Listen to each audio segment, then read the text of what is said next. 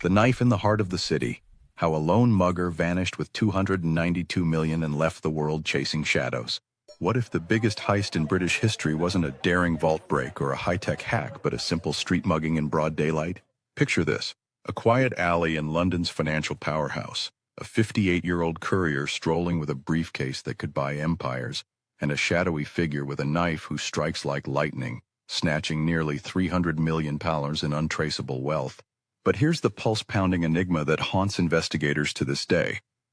The bonds were mostly recovered in a globe-spanning sting, yet the thief slipped into oblivion, his fate sealed by bullets. This is the City Bonds robbery of 1990, a tale of greed, gangsters, and ghostly loose ends that exposes the fragile trust at the core of global finance. Strap in, we're unraveling a thriller where the real crime might be the secret still buried. London, 1990. The square mile's golden underbelly. To grasp the audacity of this robbery, rewind to the City of London in May 1990, a throbbing heart of world finance, where skyscrapers loomed over ancient streets and billions flowed like Thames water. This wasn't the digital era yet. Electronic transfers were nascent, so couriers like John Goddard trudged between banks and brokers, hauling physical fortunes in briefcases. Bearer bonds were the stars here. Unregistered certificates as good as cash, payable to whoever held them. No names, no traces, just pure portable power. Governments and tycoons loved them for anonymity, but that made them a thief's dream. The city was a pressure cooker of opportunity. Thatcher-era deregulation had unleashed a boom, with money brokers like Shepherd's, Goddard's employer, shuttling treasury bills and certificates of deposit to keep liquidity pumping. On any given day, these unassuming messengers carried sums that could topple economies. But security? Lax. No armored vans, just suits and satchels. It was a system ripe for exploitation, and on May 2, 1990 at 9:30 a.m., exploitation struck with chilling precision. The courier's fateful walk. Bonds worth a kingdom. Meet John Goddard, a sturdy 58-year-old everyman, reliable as Big Ben, employed by Shepherds to ferry valuables through the city's labyrinth. That morning he stepped out with a briefcase containing 301 bearer bonds, 12.19 million in certificates of deposit, and 170 million in HM treasury bills, totaling 29.19 million over 838 million today, adjusted for inflation. These weren't scraps. Each bond was £1 million ticket to riches, redeemable anywhere by the bearer. Nicholas Lane, a narrow alley off Lombard Street, was his route, a forgotten vein in the financial beast. No crowds, no cameras, just echoes and opportunity. Suddenly, a man in his 20s, described as scruffy, with a knife glinting, lunged from the shadows. "Give me the case or I'll stab you," he snarled. Goddard wisely complied. No heroics, no chase. The mugger vanished into the city's maze with the haul of the century. It was over in seconds, but the shockwaves, they rippled across oceans. The phantom thief, petty crook, or puppet? Who was this daring robber? Fingers pointed to Patrick Thomas, a low-level thug from South London's Brockley estate, known for drug deals and small-time scores. Thomas lived modestly, blending into council housing, but whispers tied him to bigger syndicates, perhaps even IRA connections or international fences.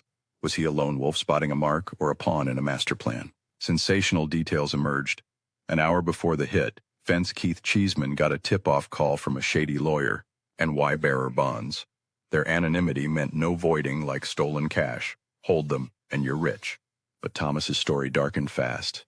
In December 1991, he was found dead on his doorstep. 2 gunshot wounds to the head, execution style. No arrests for his murder, no direct charges for the robbery.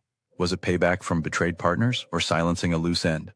The plot thickened as bonds surfaced worldwide, hinting at a web far beyond one mugger.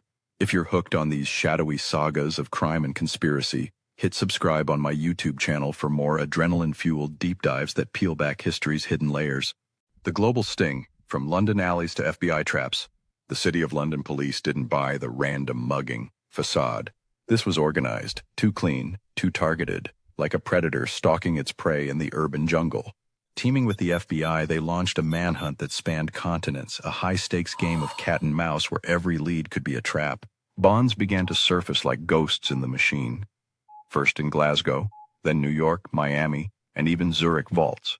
One chilling discovery: 77 million pounds stuffed into luggage at Heathrow, traced to an IRA fence who vanished before cuffs could snap. The net was tightening, but who would slip through? Enter the FBI's masterstroke. Operation Soft Dollars, a shadowy setup in a fake mafia bar on Manhattan's gritty 42nd Street. Agent Tony DiPino, undercover as a slick mobster, lurked in the dim lights, waiting for the fish to bite. The tension built like a storm. Texan financier Mark Lee Osborne sauntered in, dangling $10 million in hot bonds. Words exchanged, hands shook, then bam, the trap sprang, agents swarming like shadows come alive. But the real prize? Keith Cheeseman, the boisterous Millwall fan and serial con artist who'd bled a football club dry, caught on crackling wiretaps spilling secrets from his Tenerife hideout. Extradited and slammed behind bars for fencing, not the theft. His fall was a domino, but the chain stopped short. Deeper twists unraveled, bonds smuggled inside hollowed-out Miami phone books, linked to ruthless drug lords and the murky undercurrents of Iran-Contra arms scandals. Each recovery was a victory laced with dread. What if the next lead led to a dead end, or worse, a body?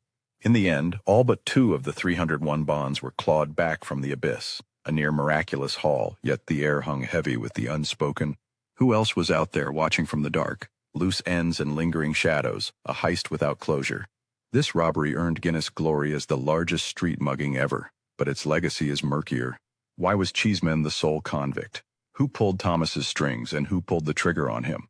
Rumors of mortgage scams, gangland hits, and geopolitical intrigue persist, but official files gather dust. In a world now digitized, bearer bonds are relics, but this heist reminds us, fortune favors the bold and shadows hide the boldest. As I chase these forgotten thrillers, one enigma leads to another. Did the masterminds truly escape, or are they still out there, bonds in hand? If this has your heart racing for more untold crimes and covert ops, subscribe to my YouTube channel today. The next revelation might just blow your mind.